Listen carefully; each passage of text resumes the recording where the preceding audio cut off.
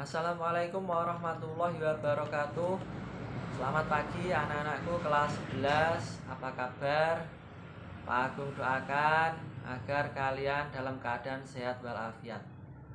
Baiklah, pada pertemuan kali ini Pak Agung akan membahas materi bab 4 tentang pengolahan dan kewirausahaan bahan nabati dan hewani menjadi makanan khas daerah. Silahkan persiapkan alat tulis untuk mencatat hal-hal penting yang saya sampaikan berikut ini. Pengolahan dan kewirausahaan bahan nabati dan hewani menjadi makanan khas daerah.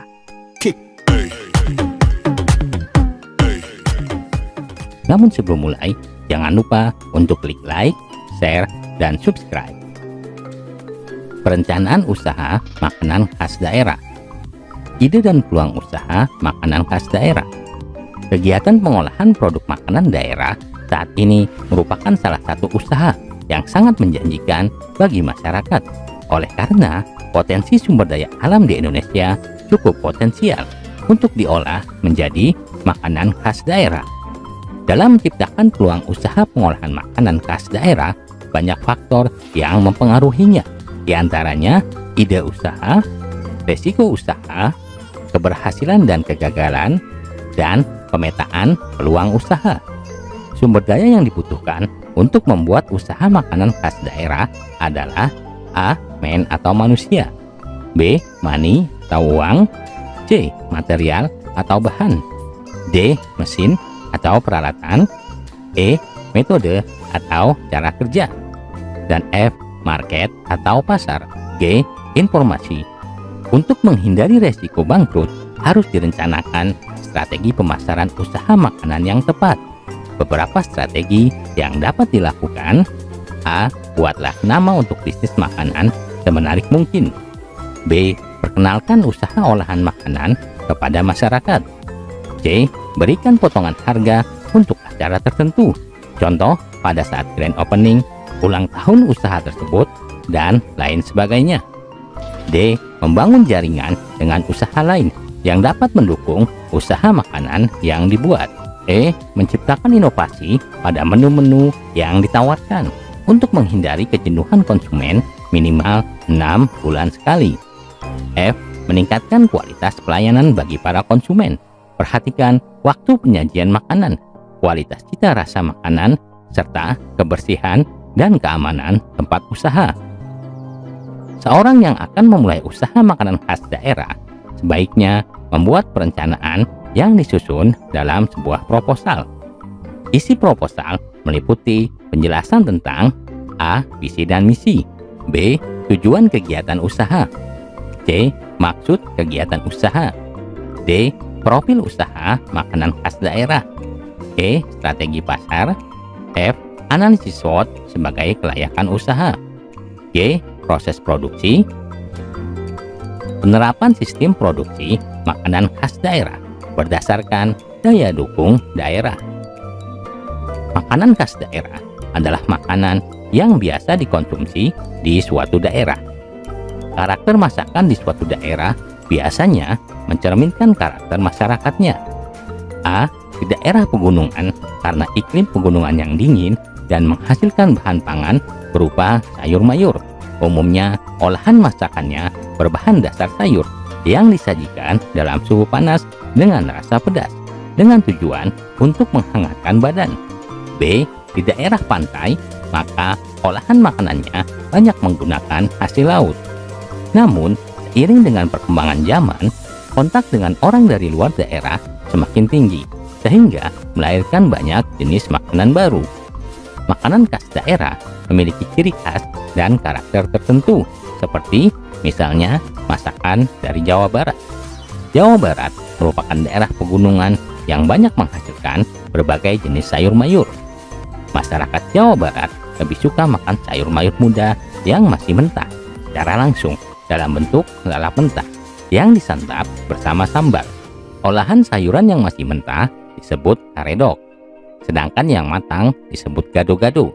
banyaknya masakan khas yang terbuat dari ikan dibuat pepes. Selanjutnya, masakan Jawa Tengah. Masakan Jawa Tengah banyak menggunakan bawang putih sebagai bumbu dominan dan lebih menyukai rasa manis dibandingkan rasa yang lain. Di daerah ini banyak ditemukan masakan bersantan. Contoh masakan khas dari Jawa Tengah adalah gudeg. Masakan Jawa Timur. Masakan olahan masyarakat Jawa Timur banyak menggunakan terasi dan petis sebagai pemberi rasa pada masakan. Dengan rasa yang sedikit pedas, masakan Jawa Timur banyak dimatangkan dengan cara direbus, digoreng, dipepes, dan dibakar. Contoh makanan khas dari Jawa Timur adalah rujak cingur, tahu tek, dan lain sebagainya. Masakan Sumatera. Masakan olahan daerah Sumatera menggunakan banyak bumbu. Sumatera Barat menggunakan banyak cabai, hingga rasanya relatif pedas dan santan kental. Daerah Sumatera Selatan sangat suka masakan yang asam rasanya. Olahan makanannya banyak dimatangkan dengan cara direbus, dibakar, dan digoreng dengan waktu memasak yang relatif lama. Masakan dari sayur mayur tidak banyak jumlahnya, kalaupun ada, jenis sayurnya tidak bervariasi.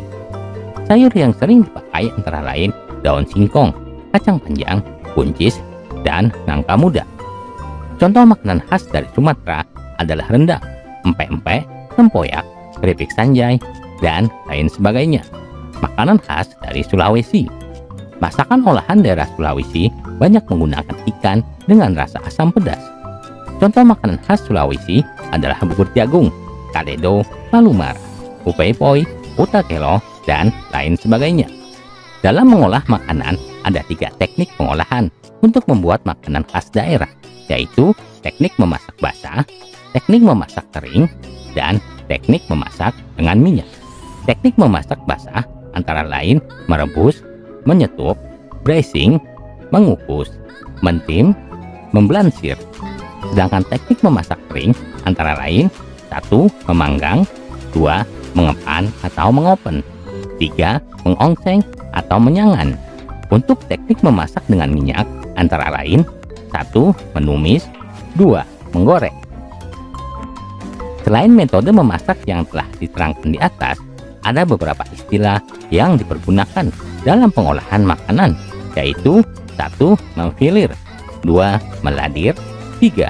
Membardir, 4. Menggelasir, 5. Mengentalkan, 6. Menjernihkan, 7. Mengocok, 8. Memarinir, 9. Mengisi, dan 10. Memanir.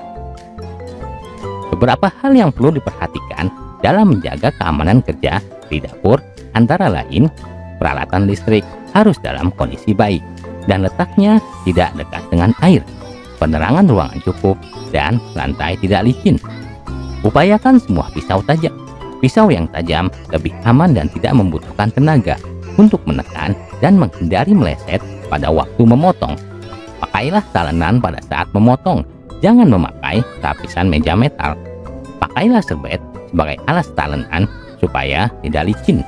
Setelah selesai menggunakan alat, bersihkan dan kembalikan ke tempat semula dengan rapi dan bersih.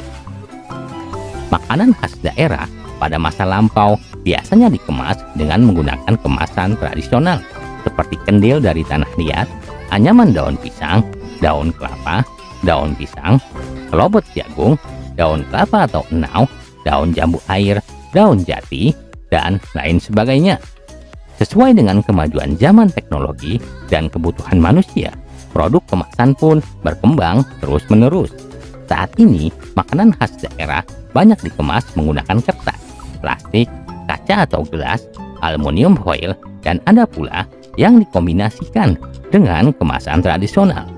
Ragam kemasan makanan tradisional yang sering dijumpai, pengemasannya pun dilakukan dengan berbagai macam cara, seperti dapat dilihat dalam tabel berikut ini. Menghitung titik impas usaha makanan khas daerah. Break-even point dapat diartikan sebagai suatu titik atau keadaan di mana perusahaan di dalam operasinya tidak memperoleh keuntungan dan tidak menderita kerugian. BEP amatlah penting kalau kita membuat usaha agar kita tidak mengalami kerugian. Di antara manfaat BEP adalah sebagai alat perencanaan untuk hasilkan laba, memberikan informasi mengenai berbagai tingkat volume penjualan, serta hubungannya dengan kemungkinan memperoleh laba menurut tingkat penjualan yang bersangkutan, mengevaluasi laba dari perusahaan secara keseluruhan, mengganti sistem laporan yang tebal dengan grafik yang mudah dibaca dan dimengerti. Ada beberapa hal yang harus diperhatikan sebelum menentukan harga jual suatu produk. Yang pertama adalah pelanggan. Pelanggan merupakan prioritas utama dalam usaha makanan khas daerah.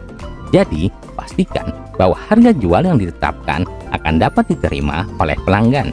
Pelanggan akan dengan senang hati membeli produk yang ditawarkan jika harga yang diberikan terjangkau dan kualitas barang pun berbanding lurus dengan harga yang ditawarkan. B. Pesaing. Pastikan bahwa harga jual produk dapat bersaing dengan harga jual produk pesaing. Perhatikan tingkat keuntungan. Jangan mengambil keuntungan yang terlalu besar karena akan menyebabkan harga jual terlalu mahal. Ada baiknya menurunkan tingkat keuntungan sehingga harga yang ditawarkan dapat bersaing dengan harga yang ditetapkan oleh pesaing. C. Biaya. Pastikan harga jual produk yang ditetapkan dapat menutup biaya-biaya yang telah terjadi. Ini artinya harus benar-benar jeli dan teliti dalam menghitung biaya yang terjadi. Pastikan bahwa tidak ada biaya yang tidak dimasukkan dalam perhitungan. Jika saja ada biaya yang tidak terhitung, akan menyebabkan harga yang tidak tepat, sehingga akan berpengaruh terhadap tingkat keuntungan, bahkan akan menyebabkan kerugian. D.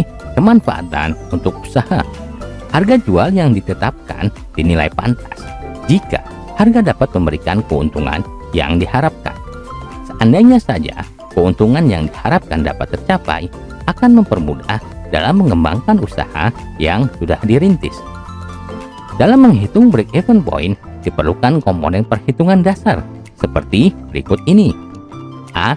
Fixed cost, yaitu komponen ini merupakan biaya tetap atau konstan, ada walaupun tidak ada kegiatan produksi. Contoh biaya ini yaitu biaya tenaga kerja, biaya penyusutan mesin, dan lain sebagainya.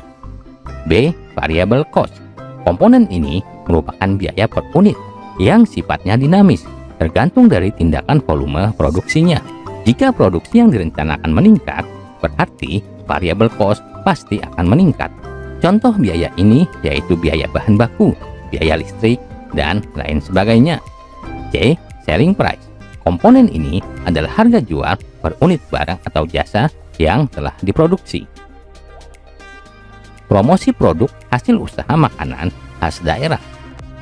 Promosi merupakan salah satu kegiatan pemasaran yang penting dalam upaya mempertahankan kelangsungan hidup usaha serta meningkatkan kualitas penjualan yang secara tidak langsung akan meningkatkan kegiatan pemasaran dalam memasarkan produk yang dihasilkan.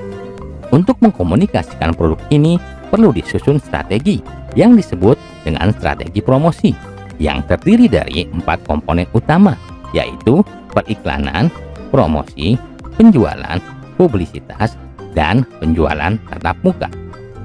Sebelum merencanakan dan menjalankan strategi promosi penjualan, sebaiknya tentukan terlebih dahulu tujuan promosi yang ingin dicapai. Hal ini penting agar program promosi yang direncanakan bisa sesuai dengan tujuan utama yang telah ditetapkan sebelumnya. Berikut adalah beberapa tujuan utama mempromosikan sebuah produk: memberikan daya tarik khusus bagi pelanggan, meningkatkan angka penjualan, membangun loyalitas konsumen. Kegiatan promosi juga memberikan kemudahan dalam merencanakan strategi pemasaran selanjutnya, karena biasanya kegiatan promosi dijadikan sebagai cara berkomunikasi langsung dengan calon konsumen, sehingga kita dapat memperoleh informasi akurat dari para konsumen mengenai respon produk yang kita tawarkan. Berikut beberapa manfaat lain dari kegiatan promosi: mengetahui produk yang diinginkan para konsumen, mengetahui tingkat kebutuhan konsumen akan suatu produk, mengetahui cara pengenalan dan penyampaian produk hingga sampai ke konsumen, mengetahui harga yang sesuai dengan kondisi pasaran, mengetahui strategi promosi yang tepat kepada para konsumen, mengetahui kondisi persaingan pasar dan cara mengatasinya, menciptakan image sebuah produk dengan adanya promosi. Mempromosikan rumah makan adalah suatu tahapan yang cukup menantang bagi pemilik restoran atau warung makan. Promosi yang dilakukan haruslah tepat sasaran. Siapa yang akan menjadi konsumen utama produk makanan khas daerah yang kita buat? Apakah anak-anak, remaja, atau orang dewasa? Berikut beberapa cara promosi rumah makan yang murah tapi tepat sasaran. A. Dengan mulut ke mulut atau testimonial. B. Promosi melalui jejaring sosial. C. Loyalty program. D. Upselling. E. Mengadakan suatu acara. F. Email dan mobile marketing. G. Blog dan video. H. Stiker promosi di tempat-tempat menunggu. Seorang wirausahawan harus mengetahui beberapa strategi penjualan untuk meningkatkan popularitas produk yang dihasilkan. Beberapa teknik promosi yang dapat dilakukan adalah memberikan kupon, price of deals atau diskon atau potongan harga, premium dan advertising specialties, kontes dan undian, sampling dan trial offer. Laporan kegiatan usaha makanan khas daerah. Laporan adalah segala sesuatu, baik itu peristiwa ataupun kegiatan yang dilaporkan dan dapat berbentuk lisan ataupun tertulis berdasarkan fakta atau peristiwa yang terjadi. Laporan harus mempunyai format penulisan yang baik. Selain itu, isi yang mudah dipahami sudah menjadi keharusan agar pembaca mengerti apa yang dimaksud dalam isi laporan tersebut, sehingga pembaca akan antusias membacanya. Laporan kegiatan makanan khas daerah dibuat dalam bentuk proposal yang bermanfaat untuk membantu wirausaha untuk mengembangkan usaha dan menguji strategi dan hasil yang diharapkan dari sudut pandang pihak lain atau investor. Membantu wirausaha untuk berpikir kritis dan objektif atas bidang usaha yang akan dijalankan sebagai alat komunikasi dalam memaparkan dan meyakinkan gagasan kepada pihak lain, membantu meningkatkan keberhasilan para wirausaha. Menganalisis laporan berarti melakukan suatu kajian atau penelitian terhadap suatu laporan. Hal yang dianalisis dalam laporan dapat meliputi isi peristiwa, kronologi waktu, kelengkapan data, kebahasaan, dan bentuk laporan. Dalam menganalisis laporan, yang perlu diperhatikan adalah hal-hal berikut. Pertama, menyimak laporan dengan seksama, sehingga dapat menangkap informasi yang disampaikan secara utuh dan lengkap, serta terperinci. Kedua, memahami isi laporan dari bentuk, isi maupun kebahasaan. Ketiga, menguraikan secara detail atau rinci pokok-pokok isi laporan. Keempat, melakukan pengecekan terhadap setiap hal yang dilaporkan secara detail dan cermat. Kelima, tidak mencampur adukan antara fakta dan opini atau pendapat. Keenam, melakukan kajian terhadap kebenaran atau ketepatan hasil laporan tersebut. Ketujuh, memberikan suatu pandangan atau pendapat terhadap laporan berdasarkan suatu teori atau definisi. Laporan kegiatan usaha merupakan dokumen tertulis yang disiapkan oleh wirausahawan untuk mengembangkan semua unsur yang relevan, sehingga orang luas tertarik untuk menjalin kerjasama. Sebuah laporan harus memiliki format yang baik dan benar, harus mengandung beberapa sifat seperti berikut ini. Mengandung imajinasi. Laporan harus sempurna dan lengkap. Laporan harus disajikan secara menarik. Dalam pembuatan laporan kegiatan usaha, ada sistematika yang bisa dijadikan pedoman, seperti terlihat berikut.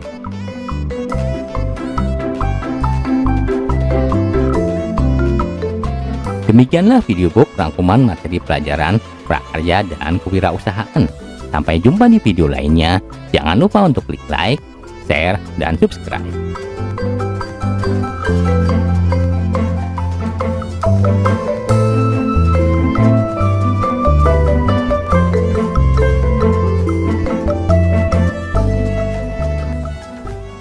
Sekian yang Pak Agung sampaikan. Mohon dimaafkan bila ada kesalahan. Sampai berjumpa di video berikutnya. Wassalamualaikum warahmatullahi wabarakatuh.